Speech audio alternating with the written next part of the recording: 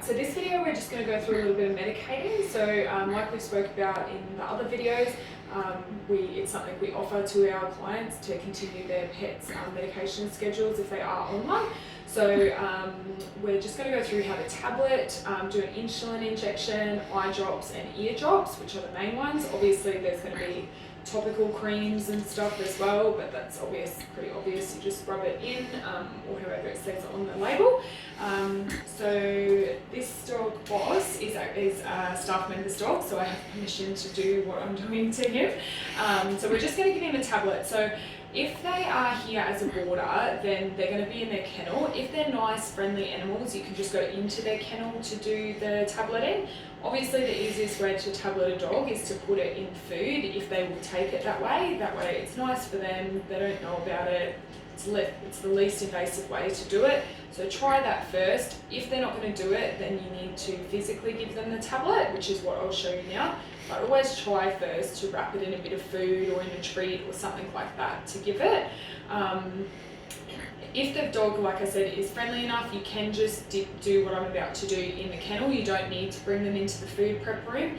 If they are a little bit funny, it would be best to bring them into the food prep room out of their kennel, just so then if anything happens, you've got plenty of room to get away from that.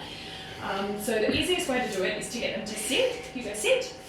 So if you've got someone there, it's easier, but obviously you're going to be doing this on your own a lot of the time. So making sure that they're on a lead. If you have the tablet that you need to give them in your dominant hand, and then just grab them under the chin as so to lift their head up. Use your other hand, your less dominant hand, to lift the lips like so, and your fingers behind their canines but not in their mouth. Use the middle finger of your other hand to just pry their lips open a little bit, obviously, and then you just right down the back and then just rub on their throat a little bit, and that will help them swallow. Hugo swallowed that one. Obviously cats are a little bit different. You use a pill popper. Little dogs, you don't want to put your fingers in there, or if the dog's got there will usually be a pill popper in one of these. You can just put it in the end and use that rather than your hands. Sometimes it's a little bit harder to do it that way in a big dog, so that's hence why I use my hands, but definitely use a pill popper in a cat or a small dog. Your ear drops, I don't have any ear drops or eye drops to give Hugo, but it's pretty easy as well. So a dog's ear is L-shaped, so their canal goes down and then in. So you just want to grab their ear and just sort of extend it up a little bit, not enough to hurt them, but just extend a little bit, and that's going to open the ear canal from being an L to have a bit of a curve, so it opens all the way down. And then you just put their ear, whatever ear drops they're on, just sit it in the ear hole and just give it a bit of a squeeze. You don't want to really plug down on it, just a bit of a squeeze.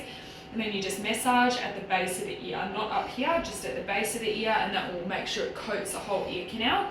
With eye drops, again, you just sort of do it how we just did the tableting. You use your dominant hand to hold under their chin to keep their head up. Use your fingers to just pull the bottom eyelid down, and have your eye drops in this hand, and just use your other hand to hold the other eyelid up and drop it in.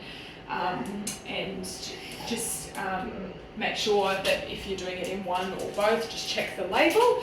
And then with your insulin injections, I'm sure Hugo would be good for me for this, but we're not actually obviously going to give him any insulin because he's not diabetic, but insulin is a very important but can be a dangerous thing, so you want to be really cautious with this.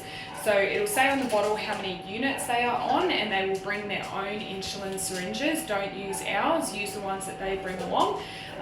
So you can see on this one, it's got the units here. So if they were on 6 units, you would only be going to here, not down to here. That's 60 units, and that amount for a dog getting 6 units would kill them.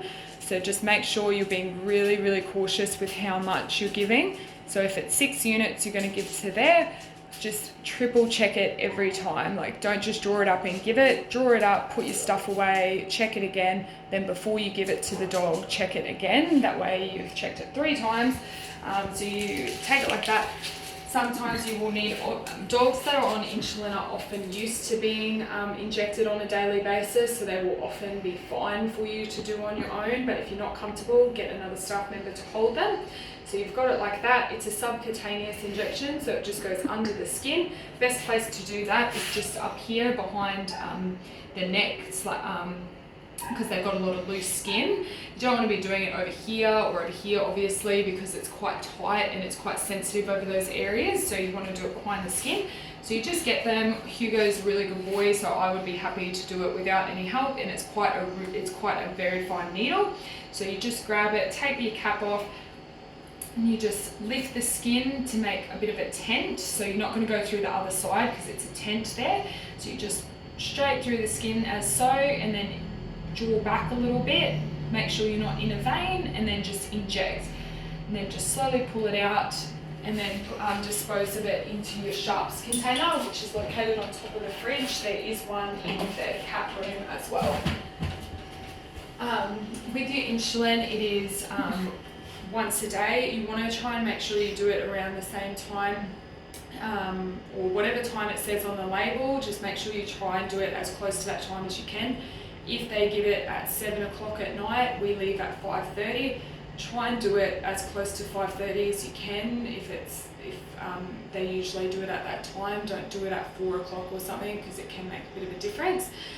So yeah, just be really careful with your insulin injections, and just seek help from one of the vets or nurses or one of the other staff members if you're unsure.